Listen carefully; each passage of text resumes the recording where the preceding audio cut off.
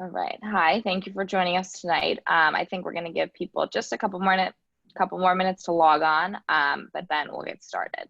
So just a couple more minutes.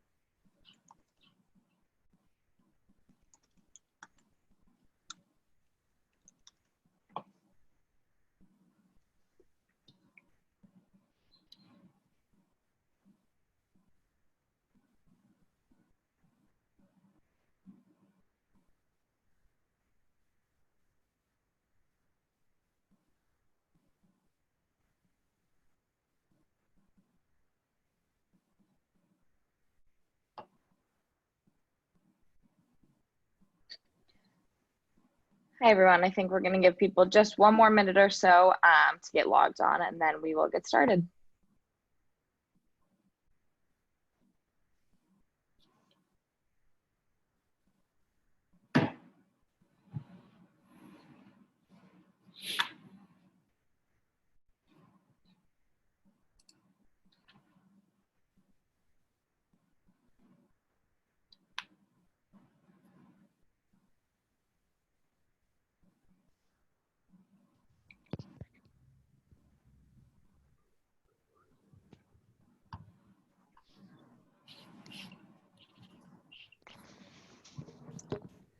All right, why don't we get started? Hi, everyone. My name is Morgan Camholes, and I am the outreach intern for MadiSUN.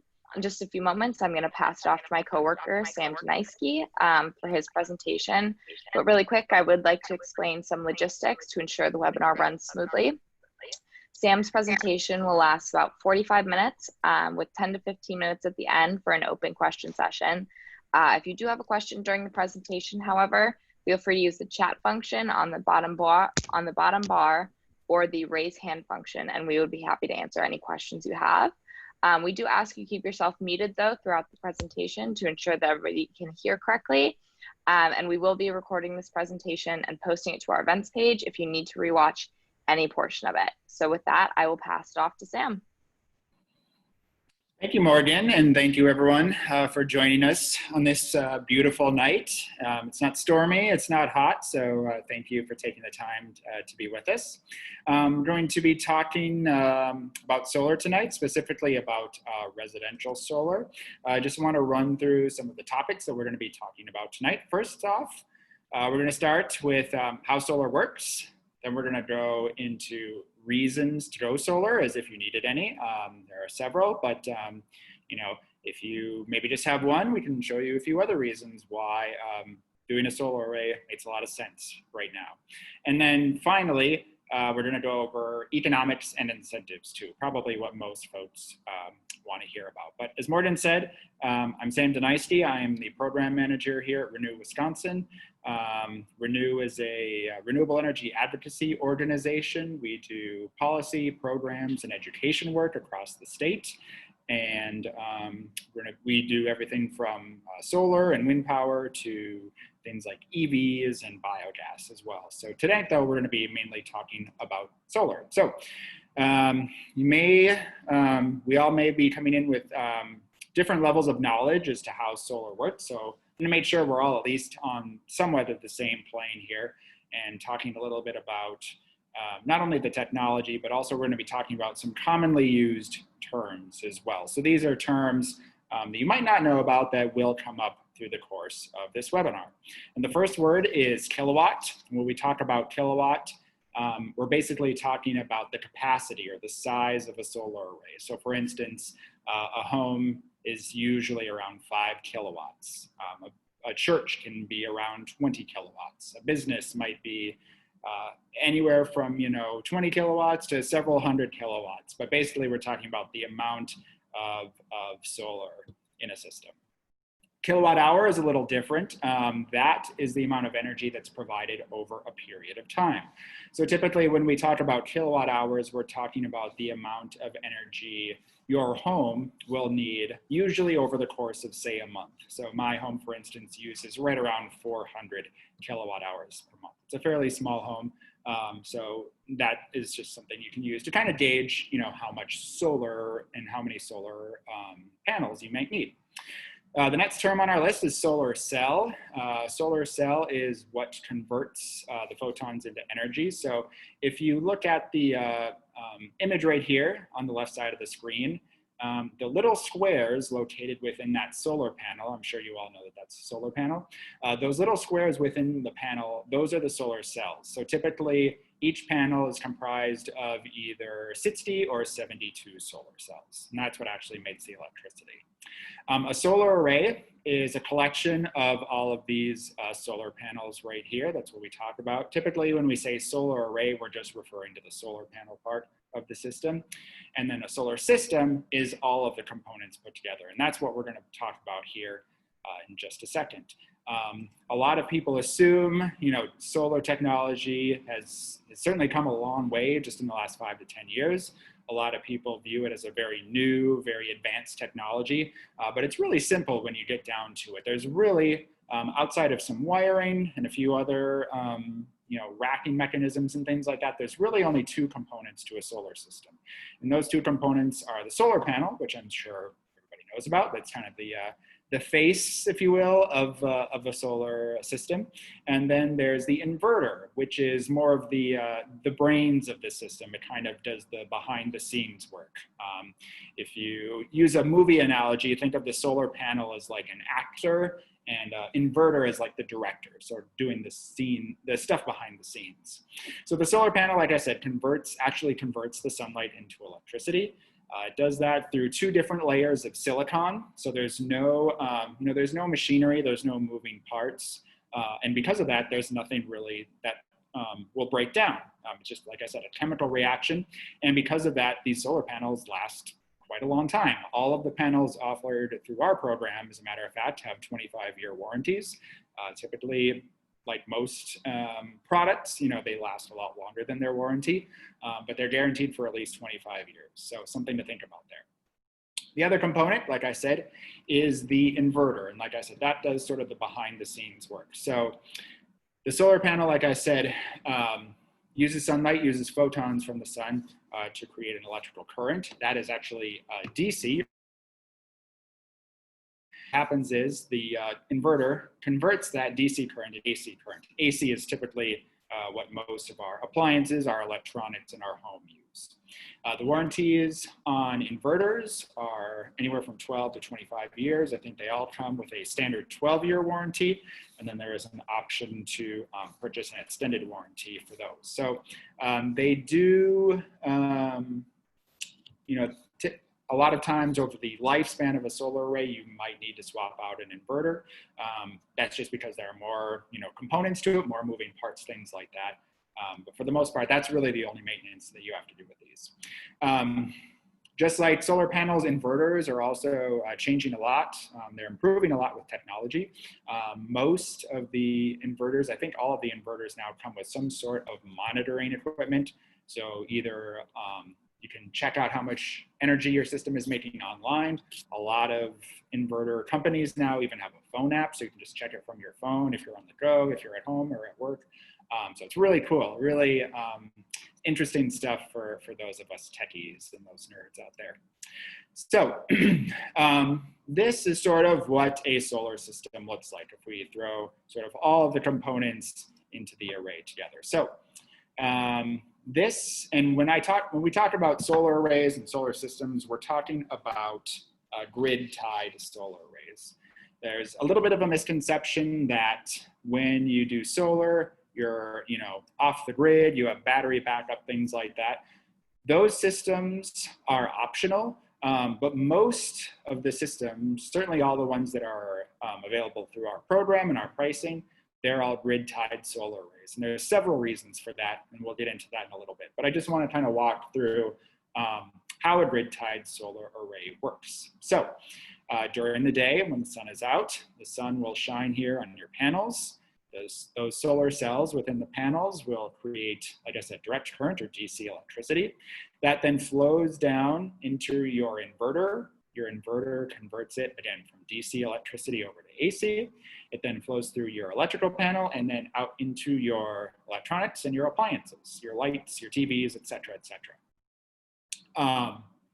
At night, on very cloudy days, when your solar panels are not making enough electricity to power all of your items, you simply take energy and off the grid like you would now, or like how most houses do right now. So your electricity comes in off the grid, it flows through your meter, and then it flows through your circuit box, and then again into your appliances.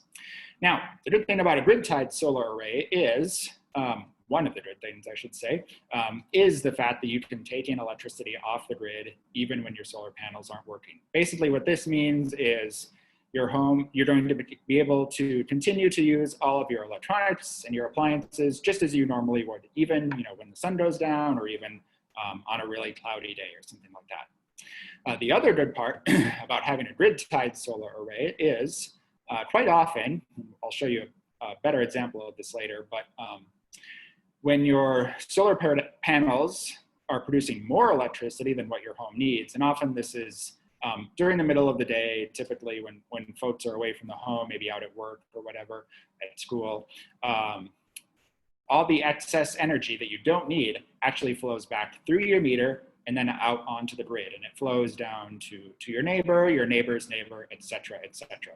And like I said, your meter actually turns backwards.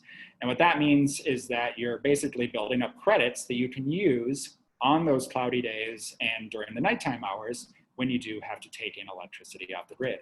And that is called net metering. It's a really important policy that pretty much all the utilities in Wisconsin have. Certainly MG&E has it, Alliant has it as well, but it's a way of almost using your solar array, or it's almost a way of sort of having a virtual battery rather than a real battery backup, which is even better, like I said, because when you have an off-grid system, you actually have to make a lot of lifestyle changes. You have to use appliances like your washer and dryer or your dishwasher, things like that during the day when you are making electricity. With net metering, thankfully, you don't really have to change any of those lifestyle components. You can just sort of use your energy as you will, whether it be day or nighttime. The best sort of analogy that I can give for net metering is sort of like rollover minutes on a cell phone. I'm very aware that that analogy has become very dated, but essentially, like I said, it's energy credits that you can bank to use during times when your solar array is not working. And I have a very good visual representation of that here. So this is the output from an actual solar array. This was a solar array on a home taken back in September of 2017. So the area in the red indicates where this home is consuming electricity. So as you can see, there's a lot of kind of spikes, a lot of waves, a lot of ridges and troughs throughout the day. It's not very consistent. Things like your water heater or your refrigerator, things like that, they kind of cycle on and off throughout the day. Unlike a solar array. So the solar electricity is indicated by the area in the green here. So right around 7 o'clock in the morning when the sun comes up, those solar panels start producing electricity. They continue to increase their output throughout the day until about 1 o'clock. And then the sun again starts to sink in the horizon. And that's when the energy production kind of ramps down a little bit until about 7 o'clock at night, 7, 8 o'clock at night, when the sun sets completely and the solar array turns off. So that is the area, like I said, in the green. The area in the blue is the smaller area where this home is using that solar electricity in real time. So as you can see, the area in the blue is by far the smallest area of the three different colors. And this is a really good representation of why net metering is so important. Basically what we can do is we can take this area in the green here and kind of shove it into these areas in the red to offset our electricity. We're not using, all of the renewable energy that we're creating, but we are getting credit for it, which is really important, certainly for our pocketbooks. And we'll kind of show some more examples of that later on. But this is a really good visual of just how net metering works and also why it's so important as well. So that's kind of how solar works. The last point I want to bring up before we move on to the next topic is, now that you know sort of the technology and some of the policy behind how solar power is generated, sort of the last component is what makes for a good solar-ready home, or a solar-ready roof, maybe is the better way to put this. The most important characteristic that we look for when we're doing our home site assessments is an unshaded roof. You don't want any trees or other buildings blocking your way, because that obviously is going to cut into the amount of electricity that you're going to generate, the amount of time that the sun is out. So we look for an unshaded roof first. Second component that we look for is a new roof, or what I say is a new-ish roof. And that goes back to our slide of the solar panels, talking about how those panels are warranted for 25 years. Like I said, they last, in reality, much longer than that, 30, 40, maybe even 50 years.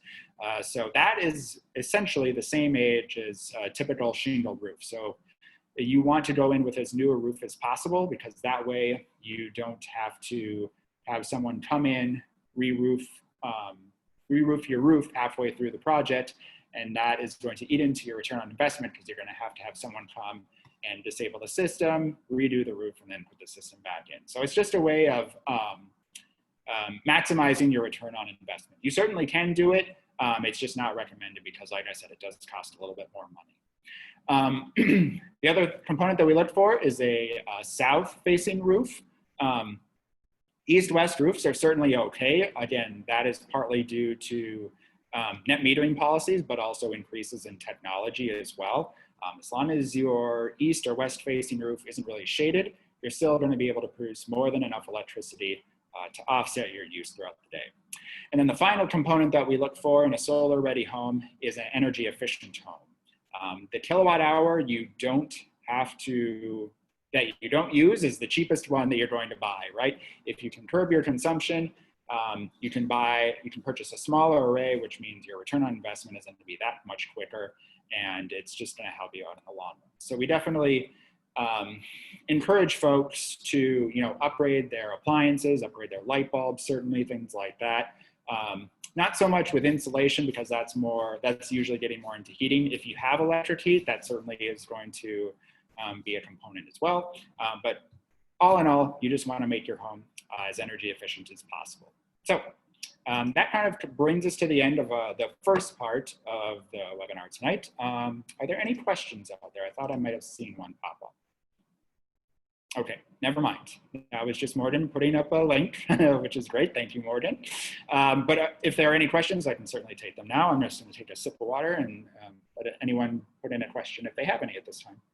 There also will be time at the end, too, for questions.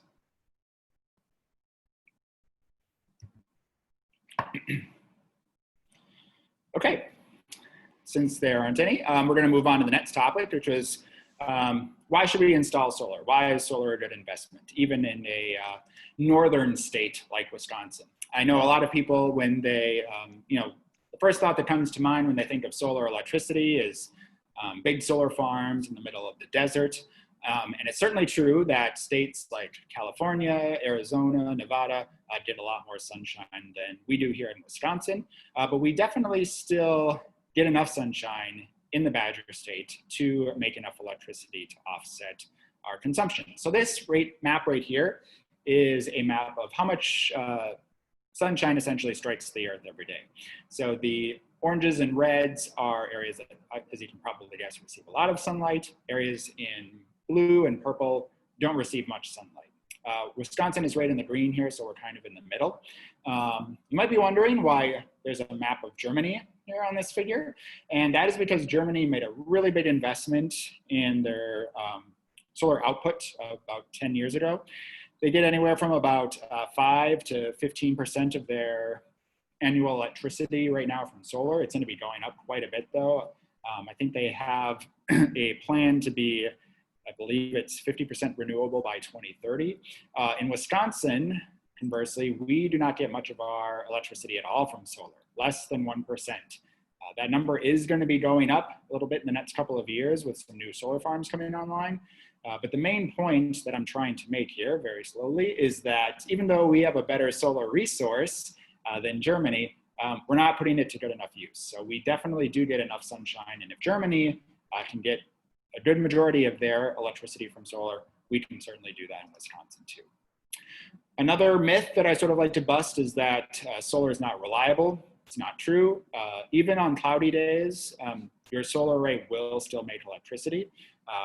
Solar panels are also really tough, really reliable, as you can see by this image here. They can withstand pretty large hail. They can withstand hurricane force winds. And the other weather component that we tend to talk about, especially here in the Midwest, is snow. It's true that when we get a big snowfall, if snow does cover your panels are not going to work. They're not going to produce electricity. The good news is, as you can see by that picture of the panel there, panels are typically a darker color, either a black or a navy blue. They're also usually oriented at an angle. Sometimes it's flush with your roof, sometimes it's at a different angle. But essentially, because of the color, the solar panels stay a little bit warmer. Also, there's always electricity, a little bit of electricity at least kind of flowing through them. So typically the panels stay a little bit warmer.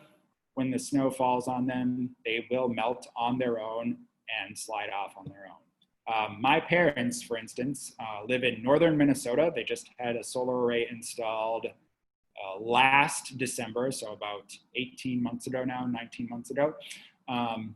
Obviously, they get a lot of snow up there in Minnesota, and I've talked to my dad about this. He said there's only been a few times where the snow has sat on those panels for more than a day or two. If we get a really heavy, wet snowfall followed by a very sharp cold snap, those panels will stay covered for a few days, but for the most part, snow's going to, like I said, melt on its own and slide right off. We typically want to discourage folks from trying to remove the snow themselves, especially if it's on a rooftop. It's just going to be really dangerous. And like I said, your solar array is going to start producing electricity in a day or two anyway. So it's really not that critical. Another reason to go solar is that it has become very affordable. In the last 10 years, the prices have dropped anywhere from 75% for residential installations to as much as 85% or even closer to 90% for some of the utility scale solar arrays. And that price of solar is indicated by the yellow line right there. And part of the reason why the price has fallen so much in the last 10 years is because of the area indicated by the blue bars. And that is the amount of solar that has been installed in the US over the last 10 years. So as we increase our economies of scale, we're able to drive prices down. Some of that price reduction has also come in the form of technology. A solar panel right now with our program each panel is 370 watts each, whereas as little as 3, 4, 5 years ago, those panels were maybe 180 or only 200 watts each. So if you don't need as many panels, that certainly can reduce the price by a bit as well. But definitely the economy of scale, by increasing production, that's where most of the price drops have come in the last 10 years.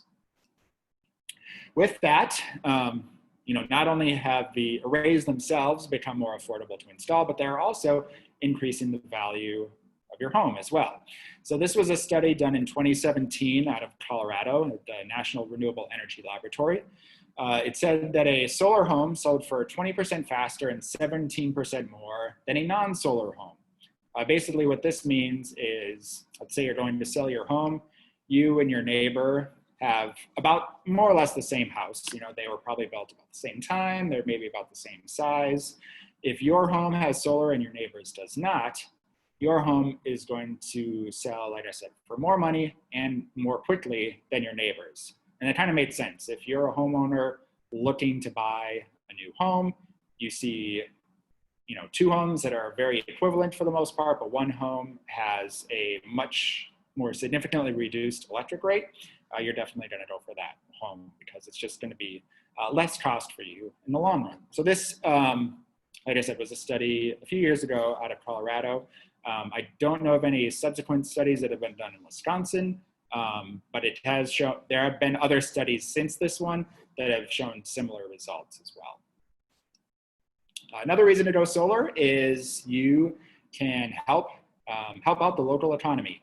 All of the jobs, all of the projects, I should say, that get installed through our program and through really any other solar program for that matter, are installed by people in our neighborhoods. We need, boots on the ground to do these solar projects. They can't be outsourced. They can't be, really done by machines still at this point. So if you are doing a solar array, you're basically going to employ someone. So it definitely helps out with our local economy as well. So something to think about there too.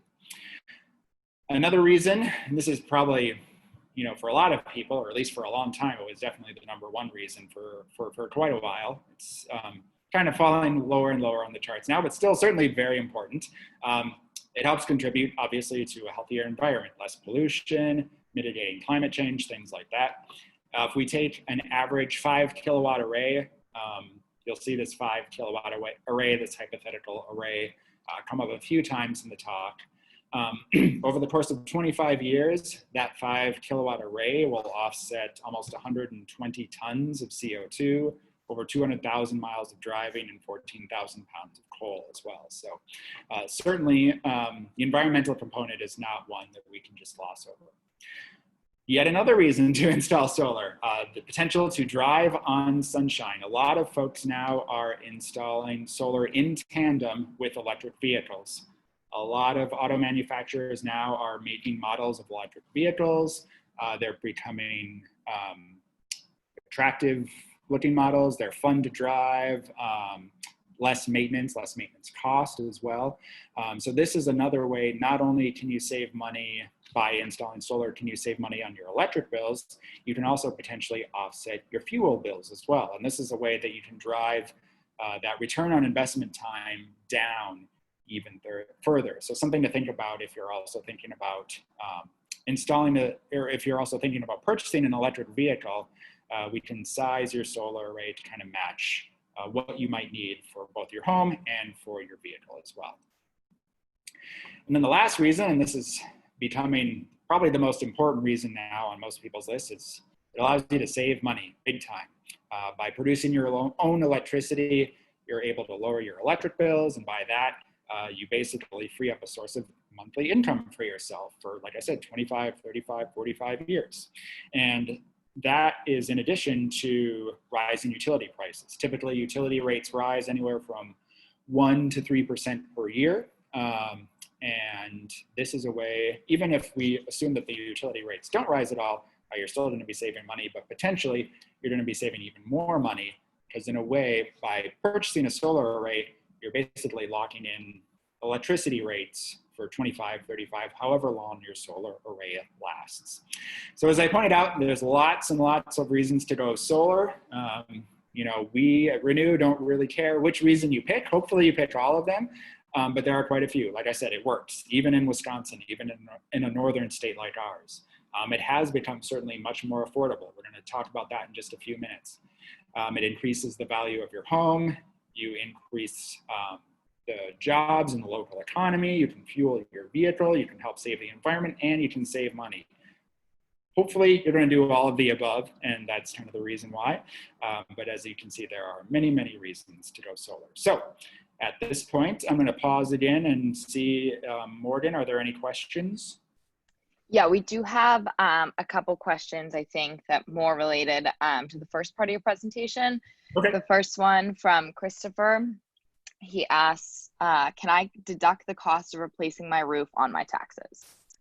No, you cannot. At least I don't think so. I believe the tax credit, and we'll talk about the tax credit a little bit more here coming up too, is just for the PV equipment. Great. And then the second question also comes from Christopher. And I think you're going to get into a little bit more about the contractors we work with in the next section. But he asks, I got a quote from Full Spectrum, but I'd like to get one or two others. Who are some other installers that you'd recommend? Sure. I can, at the end of the talk, I can put up a list of all the contractors, at least in our network. There might be a few that are outside of our network, but we have vetted all the ones that are in ours. So I can share that list with you, and then you can consult which ones you would like from that list. I think that's all the questions for now. Okay, great. Excellent questions. Thank you very much.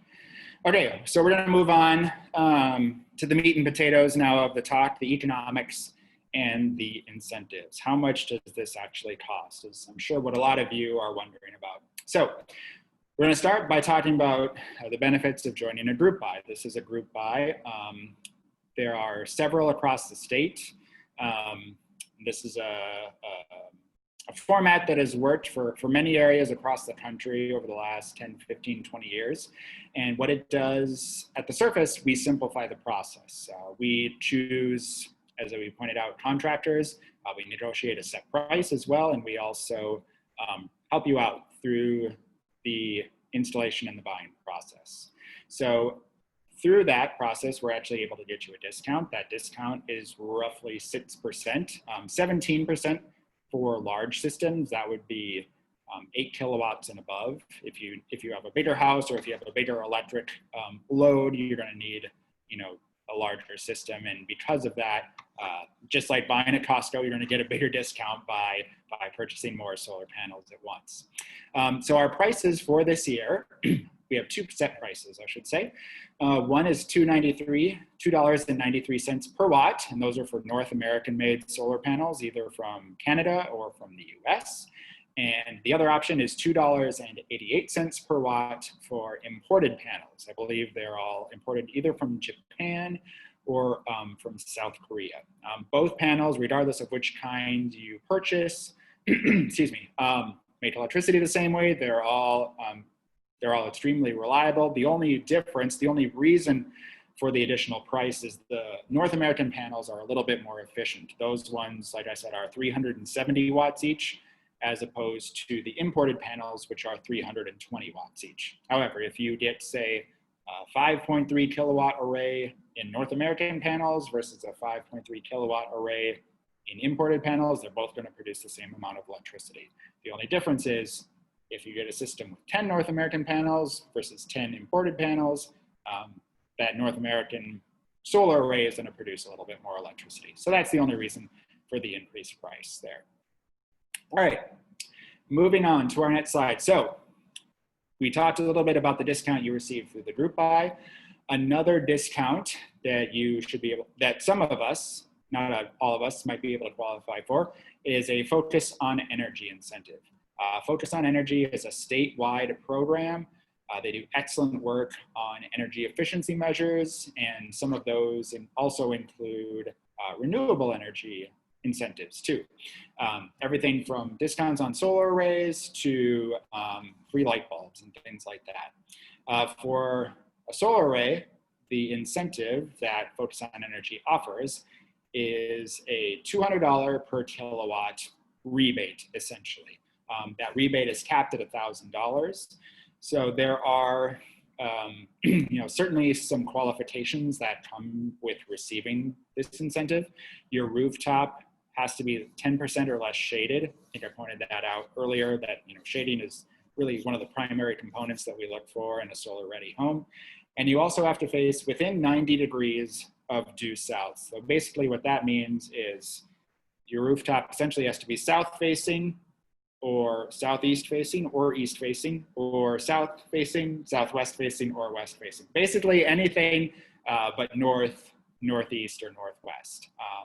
I really need to get some sort of visual aid to help me explain this, but basically, like I said, anything from due west all the way down to due south and then back to due east qualifies, assuming, like I said, your roof is 10% or less shaded. There is an additional $500 for bonus, an additional $500 bonus, for rural residences. I don't know if any of the folks on tonight live out in the country, but if you do, if you're maybe thinking you might be able to qualify for that, we can certainly send you a link to the Focus on Energy website that has those rural zip codes. We'll talk about that later. The other, excuse me, the other main incentive that most folks use to help offset the cost of solar systems is the federal tax credit. That federal tax credit for many years was at 30%. This year, it got reduced down to 26%, and next year it will get reduced further down to 22%. And then in 2022, at least for homeowners, that tax credit goes away completely. This is really important because it's sort of a time is of the essence sort of situation here. We saw a lot of people install solar last year because the tax credits were going away. We thought there might be a little bit of a drop off this year because the tax credit has been reduced. It's been almost the complete opposite story. A lot of folks have been installing solar because they saw that sort of that 30% has come and gone, and now they see that, oh, they still can get at least 26%, which is certainly still really lucrative. And I imagine there's going to be a similar situation next year too, when it goes down to 22%, because after that it goes away completely, unless those tax credits are renewed by Congress over the next year or two. So definitely something to think about. 26% is a big part of that cost. So definitely something you want to think about. Also, another caveat to that, if you do not have enough taxable income to claim the entire 26% of the cost of your solar array, you can essentially roll it over. So let's say your 26% off your solar array amounts to $2,000 and you only have $500 of taxable income. You can claim $500 this year, and another $500 next year, and then the year after and the year after, until you claim that entire tax credit. It can roll over basically indefinitely, as far as I know, until you basically satisfy how much taxable income you need to reclaim. So something definitely to think about there as well. If you don't think you have enough taxable income, it's okay, because like I said, you can roll it over multiple years until you finally claim all of that. So definitely, like I said, a big cost to the system, something to keep in mind. Another thought about when we talk about how to pay for solar systems is financing. For a long time, a lot of people had this idea that these solar arrays had to be purchased with cash or something. Cash is certainly still an option. If you have some savings set aside, that is one way to pay for it. Another way that's pretty common now is folks do a home refinance loan. If that is not an option to you, however, there is yet a third option, which is through a third party, such as the Clean Energy Credit Union. Clean Energy Credit Union offers solar-specific loans, so you can get great interest rates, potentially for little, if not any money down. So it's just another way to take advantage of being able to purchase a solar array and not having to dip into savings, or not having to build up money up front in order to pay for those systems. So any questions on that? I thought I might have seen one or two pop up. Maybe not. Okay, then let's move on to our cost exercise. So if we go back to that hypothetical 5 kilowatt array, and if I didn't mention this before, so 5 kilowatts is about the average size of a solar array here in Wisconsin. So if we take that 5 kilowatts times our $2.93 price per watt, we get a total of $14,650. So this is, again, just a purely hypothetical exercise. That's how much a 5 kilowatt array will cost. Assuming we get a focus on energy credit, that will take another $1,000 off of that. Again, the 30% federal tax credit has been reduced down to 26%. If we factor in that tax credit, reduces our cost by an additional $3,500, leaving us with an out-of-pocket cost of a little over $10,000. So, over a 30% reduction in price, pretty significant. That $14,000 figure is, I don't like to call it the upfront costs, but that's basically what it is. If when you go to pay for your system with your installer, you will have to pay that much, or you will have to finance for that much. The focus on energy incentive, assuming you get that, that comes after your system is installed. You submit an application, and then assuming they approve it, they will send you a check.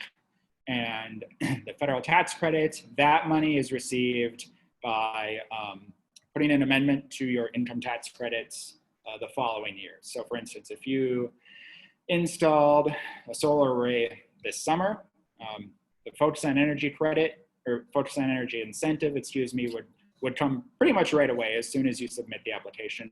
The tax credit, however, won't come until, at least January or April or whenever it is you file your taxes. So something to keep in mind there. The out-of-pocket cost is certainly, better. It's certainly a much lower price, but you do have to take these other factors into consideration when it comes to paying for your system. Did we have any questions on this cost exercise?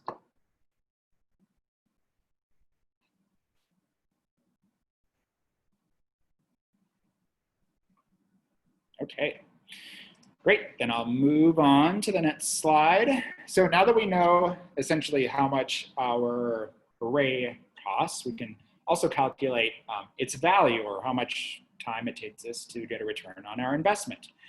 So if we take that, again, hypothetical 5 kilowatt solar array and multiply it by 1,500 hours. Now 1,500 hours is basically the average annual production of sunshine that we get every year. It's the average production of our solar array. So essentially what this says is we get in Wisconsin about 1,500 hours of usable sunshine every year. And this isn't counting, dawn and dusk, times when it's light out, but certainly not times when our solar array is producing electricity. So if we take 5 kilowatts times 1,500 hours, we get 7,500 kilowatt hours of electricity per year. And like I said, that's how much essentially your house uses. So we usually do it over a month, but in this case, it's over a year. So 7,500 kilowatt hours per year. So if we take that, we can figure out essentially how much value each year our solar system makes. So if we take, again, that 7,500 kilowatt hours per year and multiply it by our electric rate, we get some annual savings. If you're a municipal utility, like a Sun Prairie or a Wanakee, where your rates are around 10 cents per kilowatt hour, your savings per year will be about $750, again, with a hypothetical 5 kilowatt array on an average sunny year. If you're an Alliant customer, where your rates are 12 cents per kilowatt hour, you're going to save about $880 a year. And if you're on MG&E, which I assume most of us are, where our rates are 13.6 cents per kilowatt hour, you're going to save about $1,000 per year. So again, these annual paybacks are certainly going to vary, not only between what utility you have, but also what kind of weather patterns we get over the course of a year. And again, this is with a 5 kilowatt array. Likely you're going to have, for your home, something different, something other than a 5 kilowatt array. I like to say, when people ask me what's a normal size solar array, I say that's like going into the Gap and asking for what's the normal size pair of jeans. It's not likely that it's going to work out for you just because it's like the most common size. So something to keep in mind, these figures are all just kind of ballpark figures to get you an idea of how much value you're going to get out of your solar array. So if we take that number and then divide it by our total costs, basically, if you're an MG&E customer, like I said, if you're offsetting about $1,000 per year, this means about a 10-year payback for your solar array. Again, if you have that hypothetical 5 kilowatt array. So most homes will, most home solar arrays, I should say, will pay for themselves in anywhere from about 7 to 12 years. Again, it depends on a lot of different factors. We can go over them a little bit more in detail if you want. I like to say 10 years is a pretty good average. And even if we go 12 years, that's still going to result in about 20, maybe even 25 years of time where your solar array has already paid for itself and you're basically just offsetting your electric bills. So that can equal almost $20,000 in savings over a typical 30-year lifespan of a solar array. So a lot of figures there. are there any questions on either the cost exercise or the return on investment or the solar value, anything like that?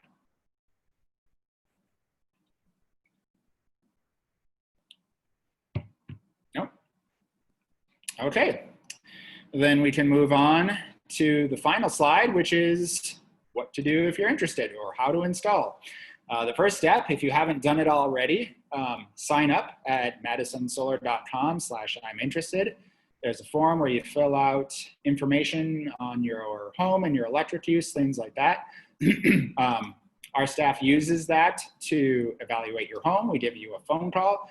Again, we discuss your home, your energy use, your rooftop, things like that. If everything looks good, if our pre-assessment prices sound within your range, we schedule a site assessment. What happens during the site assessment is one of our 2 installers come out. That is Full Spectrum Solar and Midwest Solar, if I haven't mentioned it already. One of the solar contractors will come out, evaluate your roof and your electric use in much more detail. And then from that point on, they will issue you a proposal based on that more in-depth analysis.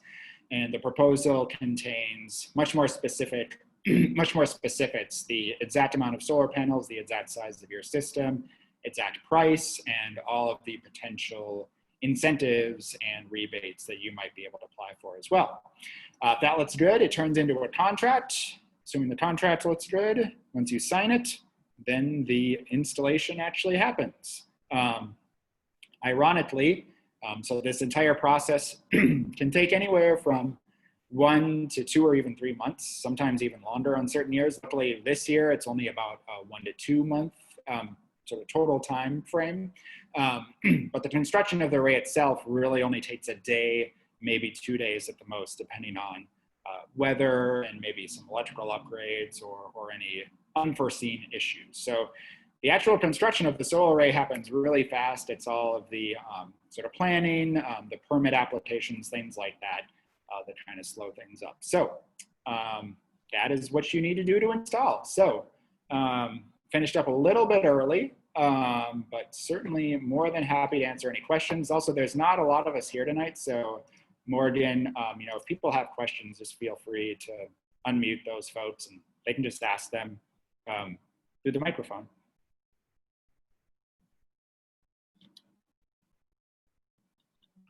I think Morgan may have actually had to duck out here. So I forgot that she was gonna have to do that. So let me bring this up here and find you folks. Okay, let's see here. Looks like,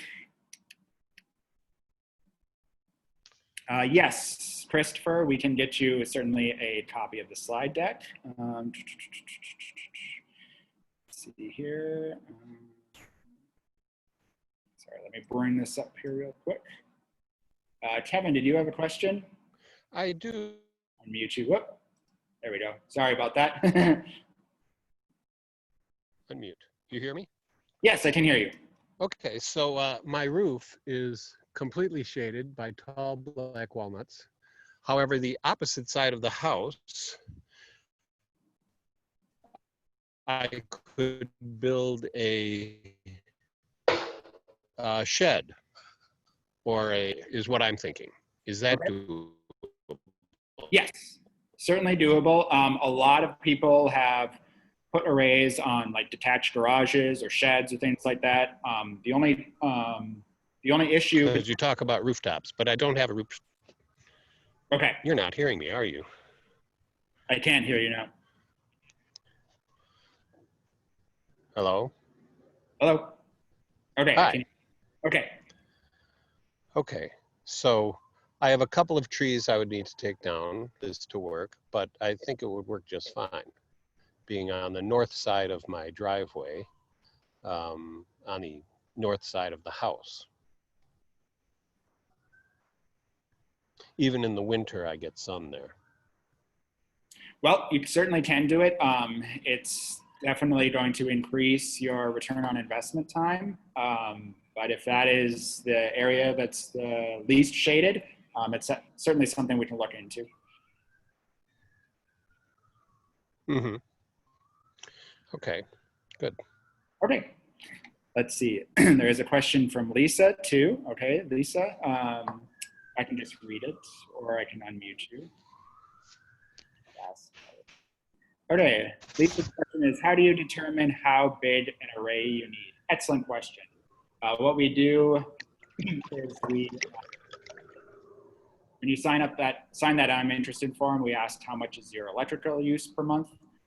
It is almost exclusively based on that we size your array. Ideally, we want to get it to about 90 to 95% of your monthly electric use. If we can't get it that far, we can still do, an array that offsets, maybe 70% or even 50% or maybe even less. So that is, we almost always look at electric consumption first, then we look at rooftop and things like that, just to get an idea of, okay, how much panels are we actually going to need? Then we see if we have sort of the real estate in order to put those panels up. Some of the typical unexpected obstacles that we've seen come up, not sure if you mean physical obstacles or other, but you'd be surprised. I think probably the biggest obstacle for most homeowners is it has to do with their roof. Either it's shaded.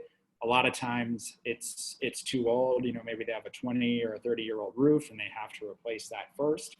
I think probably those are the two biggest obstacles that most folks have to installing solar at this point. The price, like we said, it's not free. It certainly has come down quite a bit in cost, but it's really on par now with a lot of other sort of home remodeling projects. I just did windows last year and I did siding on my home this year. The size of a solar array that I would need to offset my costs would actually be cheaper than both of those. So, cost is still a little bit of a factor, but honestly not nearly as much as some of the rooftop factors that we look at. Okay, great questions, everyone. Are there any more?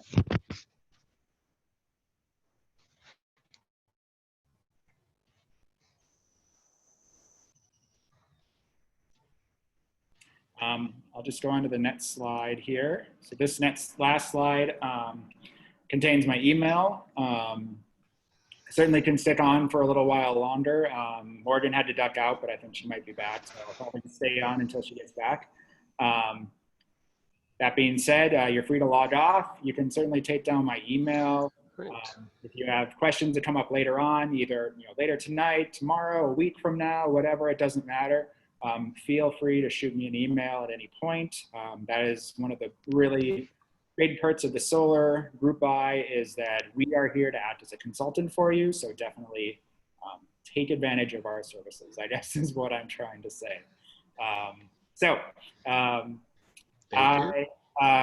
Yeah, I can send out the slides. We'll probably put the slides on a PDF. We'll put them on the website somewhere. There are a few other the webinar is being recorded too. That recording will also be on the website as well. You can find that on MadiSUNsolar.com under the events tab.